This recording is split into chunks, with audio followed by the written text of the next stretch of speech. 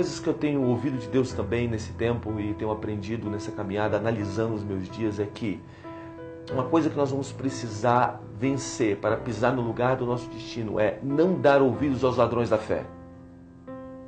Sabe, isso é uma coisa tão importante para nós, porque nós estamos cercados de pessoas e querendo ou não, nós estamos tendo contatos e conversas constantemente com toda classe de pessoas e com pessoas que andam num nível de fé elevado e pessoas que não andam num nível de fé tão elevado, e nós estamos sendo bombardeados de informações.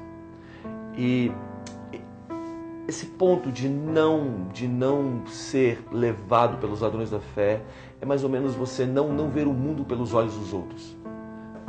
Aquele povo que andou no deserto para entrar na terra do seu destino, na terra prometida, chegou a hora que eles estavam naquela linha, naquela margem, sabe, prontos para pisar, para atravessar o Jordão e chegar no lugar onde Deus tinha prometido. E Moisés mandou 12 espias para chegar lá e ouvir e ver a terra. E quando eles chegaram, olharam a terra e voltaram, eu não sei quanto tempo isso demorou, mas eu acho que deve ter demorado um bocado, mas quando eles voltaram, eles chegaram com umas informações. E 10 chegaram com informações dizendo assim: mano, nós estamos lascados, porque o que está rolando naquela terra é o seguinte, tem uns baitas de um gigante lá e o bicho pegou para o nosso lado. E 2 tiveram uma informação diferente, dizendo: não, aquela terra é a terra que Deus prometeu, ela mana leite e mel. Aquela terra, o que Deus nos prometeu para o nosso destino é verdade. Mas 10 falaram diferente.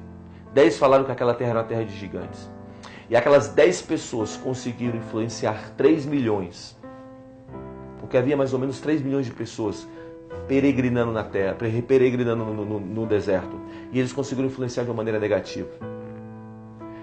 É impressionante como, quando nós damos ouvidos, ou quando nós vemos o mundo pelos olhos dos outros, nós começamos muitas vezes a perder o time, perder a fé, perder a caminhada.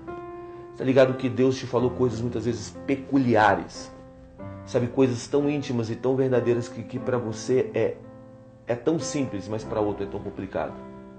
E você tem que entender que você vai ter que conviver com pessoas que vão tentar, muitas vezes, roubar essa palavra que Deus te deu.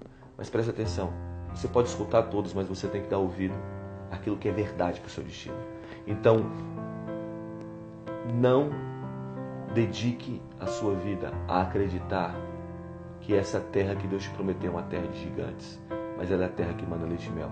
Isso é um foco, depende de como você olha, depende de onde você olha. Olhe da maneira correta. Outra coisa que eu tenho entendido que ficar na terra do apenas o suficiente e não pisar na terra da abundância, você pode até acalmar os seus medos com a custa de perder a sua coroa. Sabe, você tem uma escolha na sua vida. Você viver na média é viver na mediocridade e não enfrentar medos. Ou você tem uma escolha de sair do suficiente e entrar na abundância. Tem um cara que disse algo muito interessante, que o medo é a fé no Deus errado. Então, quando nós estamos andando pelo campo do medo, isso tem levado a nossa fé a acreditar em coisas que não são legais para o nosso destino. E nem tudo que aparentemente é ruim. E nem tudo que acontece de ruim é tão ruim assim. Depende da ótica que você olha. Você quer ver uma história legal? Eu vi isso esses dias e isso me fez pensar, me fez bem. Sabe, Jesus está caminhando e de repente chega Pedro chega para Jesus e fala assim: Jesus, não vai para a cruz. Aí Jesus vira para Pedro e fala assim: para trás de mim, Satanás, para trás de mim, diabo. Sabe, Jesus chamou Pedro de diabo. Sabe, Pedro era um cara tão bacana, tudo que Jesus pedia para Pedro fazer, Pedro ia lá e fazia. Aí Pedro, tem um peixe ali, vai lá, pega a moeda da boca dele e paga o imposto. Aí Pedro, cata ali umas garrafas d'água ali e leva ali. Aí Pedro vai para o cenáculo arrumar para a ceia. E Pedro cumpria tudo, mas de repente Jesus vira para Pedro e fala: Pedro, você está com o diabo.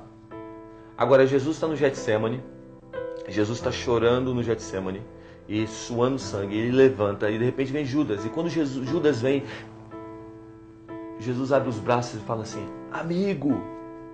Sabe, Judas estava vindo trair Jesus e Jesus chama ele de amigo. Por quê? Sabe, porque o destino de Jesus era morrer numa cruz. E Pedro, naquela hora, queria tirar Jesus do seu destino. E Jesus chamou ele de diabo. Mas Judas estava contribuindo para Jesus chegar no seu destino. E Jesus chamou ele de amigo. Sabe, presta atenção. Existem circunstâncias e pessoas que Deus coloca na tua vida que você pensa que são inimigas do teu destino, mas na verdade elas estão te impulsionando para o seu destino. Nem todo vento contrário é inimigo nosso. Sabe, os verdadeiros navegadores, eles aprendem a navegar em águas revoltas. Então, segura firme, mano. Olha para frente, porque os melhores dias da sua vida estão diante de você.